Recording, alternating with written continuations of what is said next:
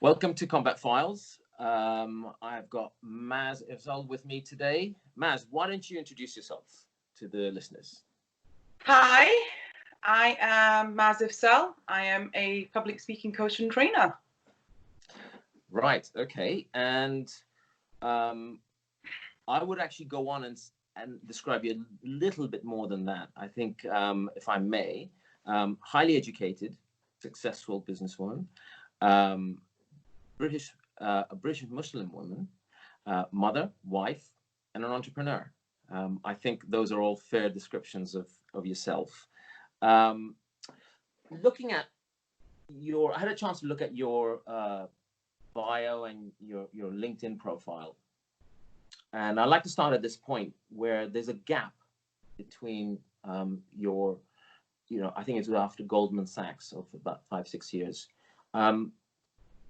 Why was there a gap there?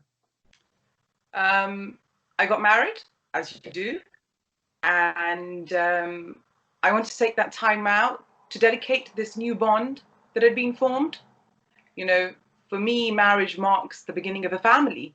It's a lifelong commitment that I suppose widens your horizons and the purpose of existence on this earth. It gives you an opportunity to be selfless, as now you take the responsibility of your spouse and children. Marriage isn't just a physical union, Azar. It's also a spiritual one, as well as an emotional bond. It opens up the gates to realizing a higher purpose to your life. You work for a larger goal, and I suppose receive greater satisfaction. And taking all that into account, I had decided that I wanted to dedicate the next few years to my new family. Right. Okay. Well, that's understandable. And I guess, in the environment that we have been brought up in, a lot of my wife did a very similar thing also. So I can resonate with that.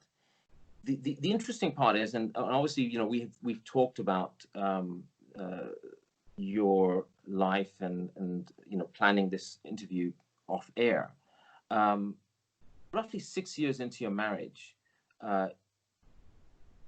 your life was rocked by an impact with some really devastating news. Would you like to share with us some of that information? Yeah, I can do if you'd like me to. Yes, please. Please do. So it was a very dark time in my life, actually.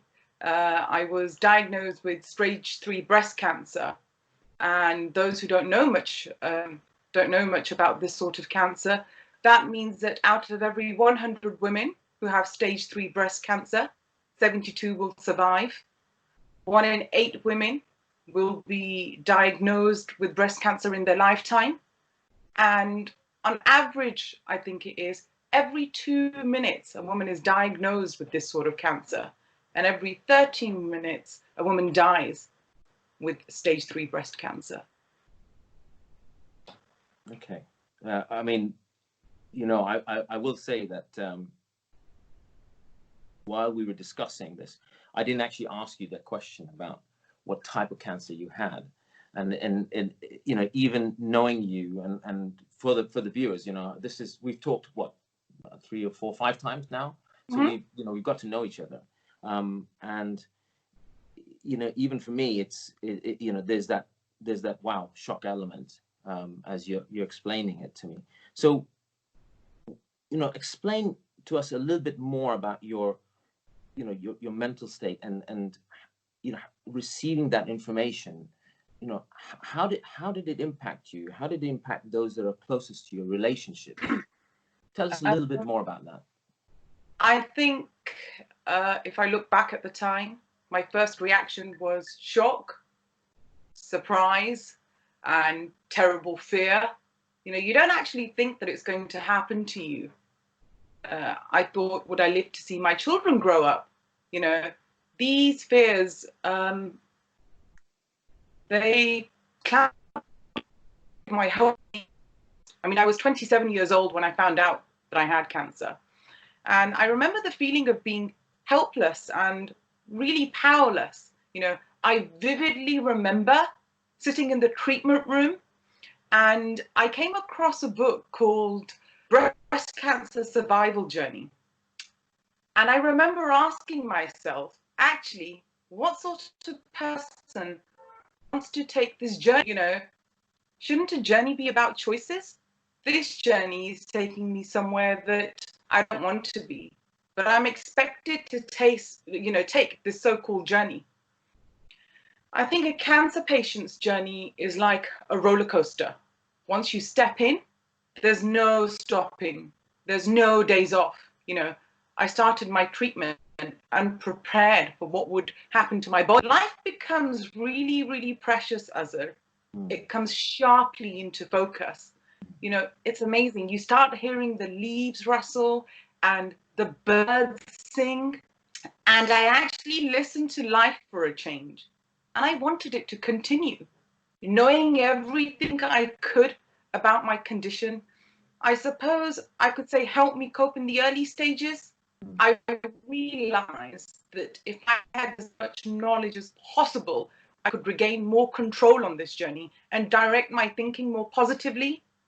I mean, the treatment for the cancer wages a complete war on your body, and it totally undermines your femininity. You know, I actually missed my ordinary life. Going through radiotherapy daily and waiting in a dismal room, it felt actually really demoralizing. I mean, is that a word that I'm allowed to use? Yeah, absolutely. Yeah, it was. I mean, the walls of the room were covered in, I remember, peaceful scenes, which were actually meant to help patients relax, you know. However, I found them really disturbing as I wasn't at the end of this so-called journey of mine. You know, fast as I came towards the end of the treatment, I realized how I was actually very, very soon I'll be done, you know, with these horrible chemical smells, the blue gown that I had to wear, and the endless waiting for the IV drug that slowly dripped into my body. I had worked my way through, you know, all the magazines in the treatment room. I now knew more about the Kardashians than anyone should. And, you know, I looked around me and the journey others were taking, those that were back for more treatment, as the previous treatment wasn't effective, those that may not even survive. It was then that I actually truly realized the mantra that there's always someone worse off than you. You know, I remember leaving the cancer unit with, no fanfare, no graduation ceremony. Instead, I left with lobster red skin and, you know, just a handful of hair. But, however, I was a survivor of this journey, you know.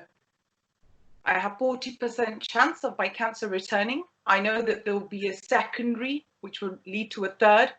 I mean, this journey allowed me to learn new things about myself that I may not have known. Like, you know, I'm not a quitter.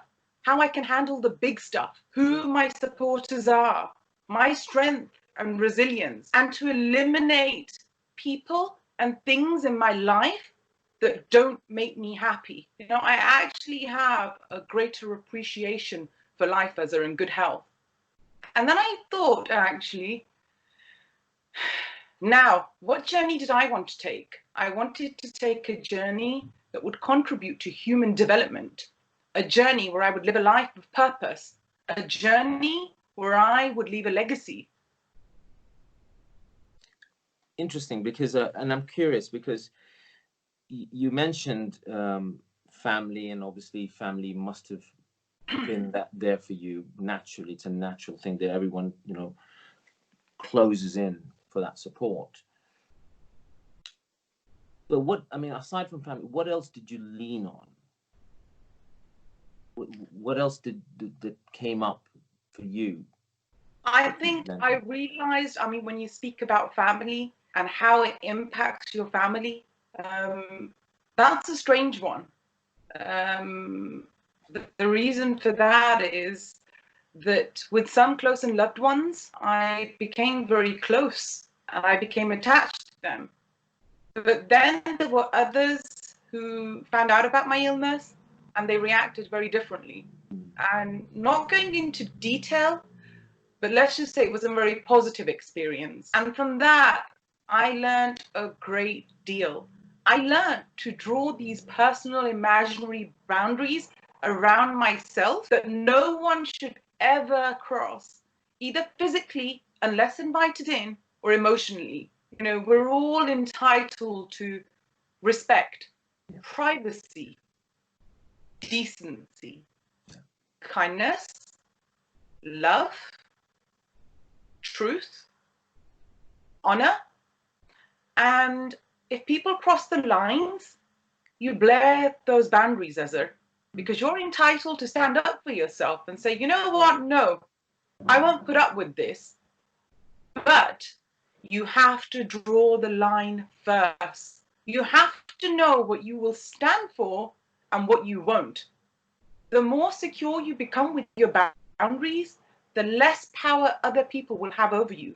The more clearly defined your boundaries, the more you realize that actually other people's stuff is more to do with them and less to do with you. You stop taking things so personally. And setting these boundaries means that you don't have to be scared of other people anymore, Azar. You know, you now have a clear idea of what you will put up with and what you won't. And once someone crosses the line between appropriate and inappropriate behavior, it gets really easy to say, no, I don't want to be treated like this or spoken to like this. These boundaries enable us to resist pushy people, rude people.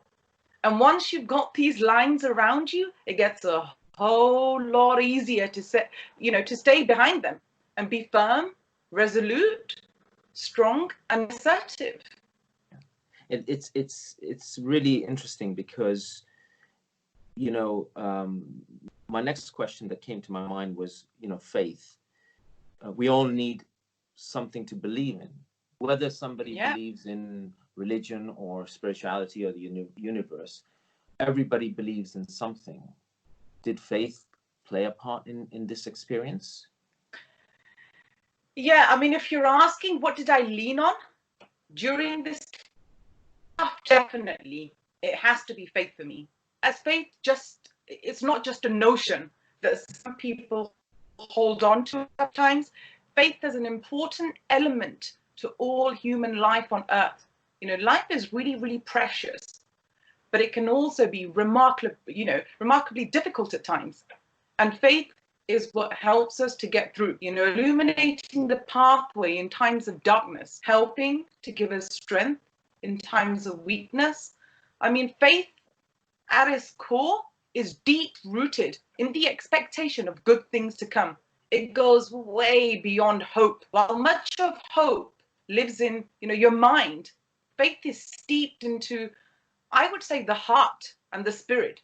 I mean, it can't be explained away by reason or logic or be understood through a single dimension. While life can be hard at the best of times, faith is the knowledge deep down inside that actually things will get better.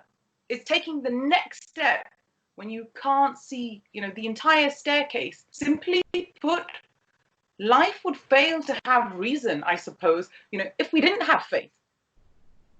It's just, it's one of those things. So then you ask if it plays a large part in my life. Of course it does. Faith for me is just as important, I suppose, as the air I breathe. While oxygen in the air nourishes the body, I suppose faith for me nourishes my heart and my soul. It's the energy that courses through every single fiber and cell within every muscle and every strand of thought. And it's the fundamental foundation of our existence. People have moved mountains with their faith. Even when situations seemed dire and bleak, it was their faith that carried them through. There's little to no explanation for me for it in the physical realm. It's the metaphysical fiber that binds us all, carrying each of our deepest wishes and desires. That's definitely that is where faith lives. Yeah, I absolutely agree with you on that one. I share that view. I think there's a much higher purpose that exists for all of us, and whatever trials and tribulations we go through, it helps us, it binds us to the life that we live, and ultimately one of the things I found in my own life when I've come, for example, the loss of my son and other things that I've experienced is that, there is a bigger purpose for us, and that our test is our test. And I completely share that perspective. I just want to move on from this really difficult part of your life to the success that you've made, and what was it that took you from that point to where you are today? What did you have to overcome to get to setting up this business and being that support to people, helping them, to coaching them in areas of speech and communication? So you're asking from the journey from where I was ill to... Yeah. And what made you, what kind of made you think about getting to this point in terms of... Well, I was working for my husband. He's a chartered civil engineer, and I was running workshops on management. So I was going into corporates, running them across the board for directors. And you know what civil engineers are like? They're very monotonous. And I remember, civil engineers, yeah. And I remember running these workshops, giving them the tools, and they'd come back and say, "Man, great workshop, but it's just not working for us." And I said, okay. So when they go in to pitch or bid for a business, I started sitting in to see whether there was something else I could incorporate into the workshop that I was delivering. And I realized it was communication. It was body language. There was no body language when they were actually speaking, and they were very monotonous. The pitch, the tone that they were using. And I thought, I need to put something in with regards to communication in the workshop. And before I can do that, I actually need to invest in myself and go on a few courses. If I'm going to teach it to them, I need to know it. Yeah. And it's like your five senses. You take them for granted. We think communication, that's not something that I want to pay for. Why do I need that? I know how to speak. And just from there, really, I went on to workshops, went on to some coaching programs, and I realized actually it's a subject that I'm really, really passionate about. So I carried on working for my husband for a few years. And I then realized that I've lost myself along the way. I dedicated those 6-7 years to my family, to my children. Now they're full-time at school. Now I'm working alongside my husband. And actually, I'd like to do something, and that's when I thought that I'd take on public speaking. So it's interesting. I'm listening to you, and before we got on air, you mentioned that you were nervous about doing this show, and then again with our off-air discussions, I also know that you're quite a private person, and that you don't like talking about, especially the cancer and the illness with the outside world. So can I ask you why now? Why do you want to talk about it now? What's changed? You're right. Yes, I don't like talking about it because I don't like playing the victim card. I'm quite a strong personality. I don't want people to take pity on me. But then I think sometimes it doesn't hurt to expose that side of you, to share your story. And I mean, if I may, do you think that you sharing that part of your life is a weakness? Do you feel that it's a weakness, that people will look at you in that way? I do, actually. Yeah, I do think it's a weakness. I say that because, like I said, I'm a strong character. And if I shared this part of my life, it's a very dark part in my life. I feel that I'm exposing a weak side of me, which I had no control over. So it's not something that I'm comfortable with sharing. Okay. I mean, I come from a different space, and I'm really curious with the view that you take, because to me, hardship and recovery and bounce back, it's steeped in credibility. I mean, Yeah, I mean, you know, somebody sitting in front of me has come through a difficult time, and they've got through it. They're intact. They're there. Man, that oozes credibility to me. yes, you're right. It's a credibility piece as it's improved me as a person. But I've never felt that I need to share this with the world, as this is a very personal journey. And this is an improvement from within us. It's a credibility that I give myself for the journey that I have traveled. You know, I want people to share my successes and to know, as a British Pakistani, that we can all do things, you know, from where I've come from to where I am today. I want to share that and not this dark side of my life with people.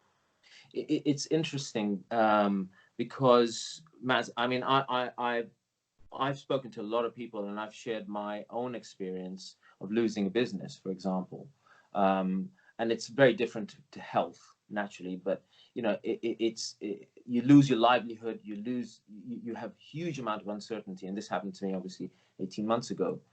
Every single person that's spoken to me has said, "Wow, you've got so much experience, you've got so much credibility and gravitas in the way that you can, you know, inspire somebody with that story." And that's the way I look at you. It's not necessarily feeling pity; it's that inspiration that I get when I talk to yourself. Because any person who overcomes is inspirational, and that's the space that I sit in. Um, it's let's talk a little bit about your business and make a point. Nice name. I like the name. Make a point. It's really creative. Um, on numerous occasions on your sort of posts and videos, um, you know, you help clients with fear and anxiety and sort of overcoming the stumbling blocks. Um, what were your stumbling blocks when you were getting to that point? And or another way to look at it is, what do you fear? What is it that stops you in your tracks?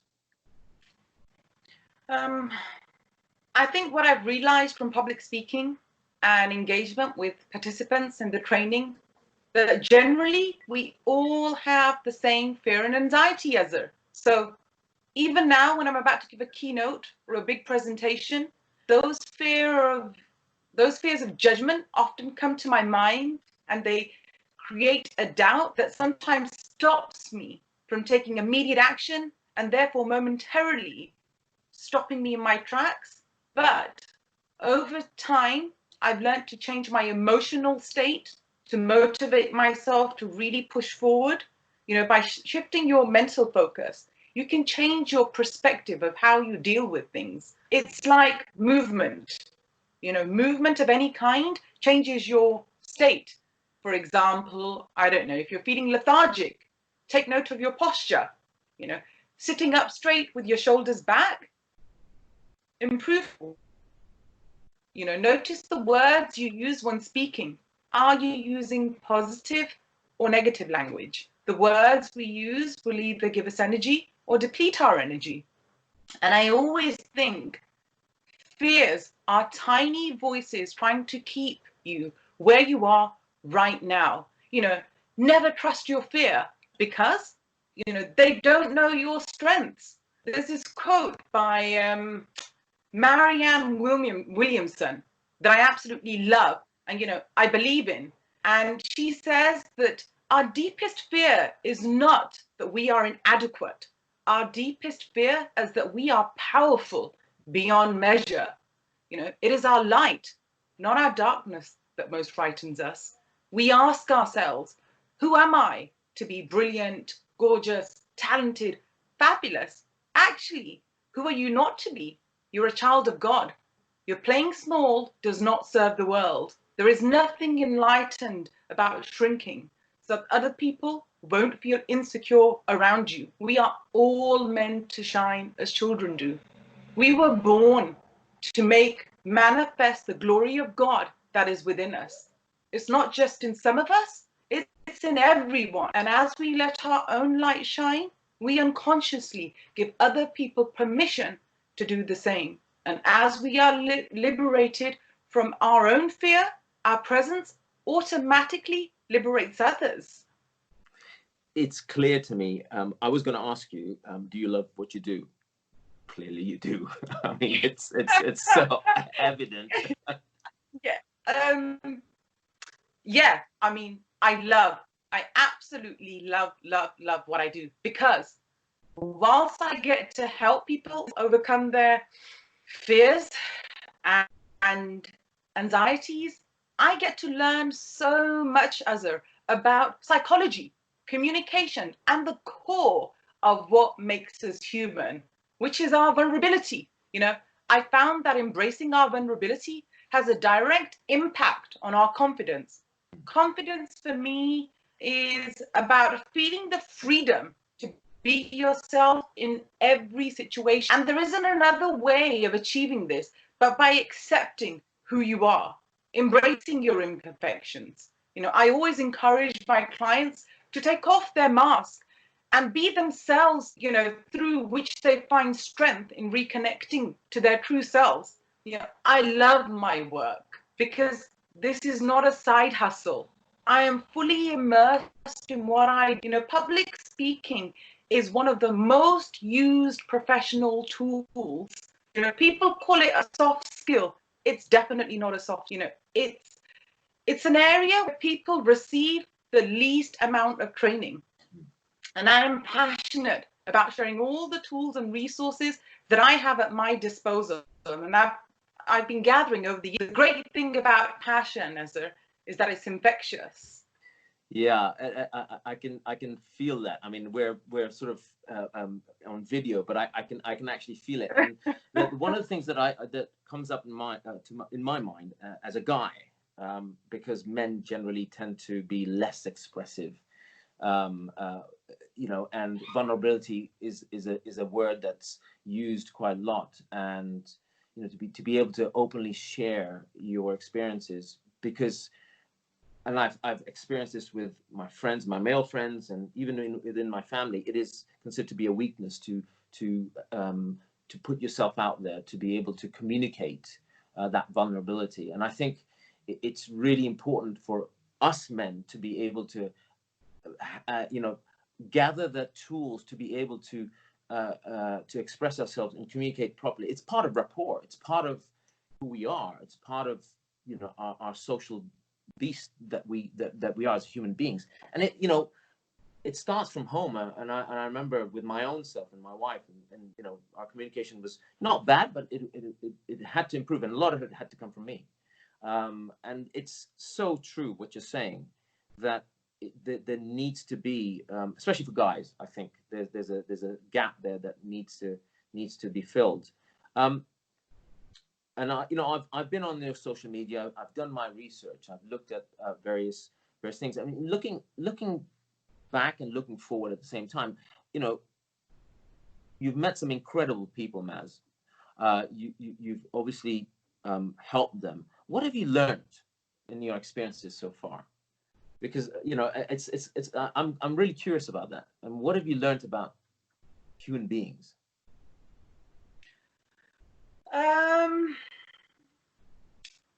I've learned that hard work will always outweigh talent. You know, the number one lesson I've learned in my lifetime is that nothing beats hard work. Hard work outweighs talent and intelligence, and is necessary if you want to succeed. This not only means working hard when things are going well, but working harder when things are not going well. It means taking calculated risks and sticking to them. You know, my background is I was a stockbroker, so I know how to mitigate risk, you know, no matter how challenging things are.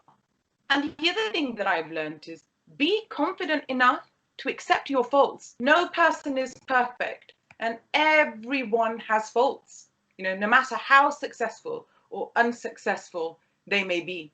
Don't waste your time trying to cover up your faults. Instead, accept them, face reality, and do your best to work around these faults. There's no greater sign of confidence than self-acceptance. You know, learn from your past. So many people focus on the future. And while having a plan in place is important and it's great, but it's equally important to never forget to learn from the past. Don't be afraid to look back. You know, your past performance actually does reflect your future performance. You know, this is something to remember both in your personal ventures and your financial ones. You must make mistakes to build character and to make yourself a better, more rounded individual. You know, make sure to look back on these mistakes and learn from them. Absolutely. And looking at where you are now and looking at your journey, where do you see yourself? You personally, business-wise, where do you see yourself, especially in the current situation where we are with COVID?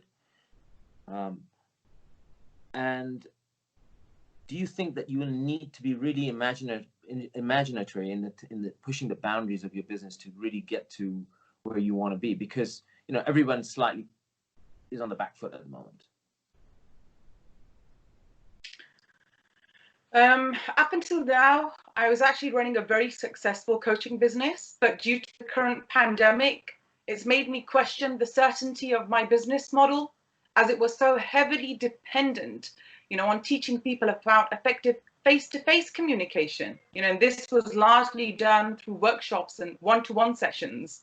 But recently, I've had to diverse onto this digital platform, and that's been really, really interesting. You know, I'm aware that virtual training is not a new concept. People have benefited from virtual training environment for years, but shifting to the virtual world, for me, it was new.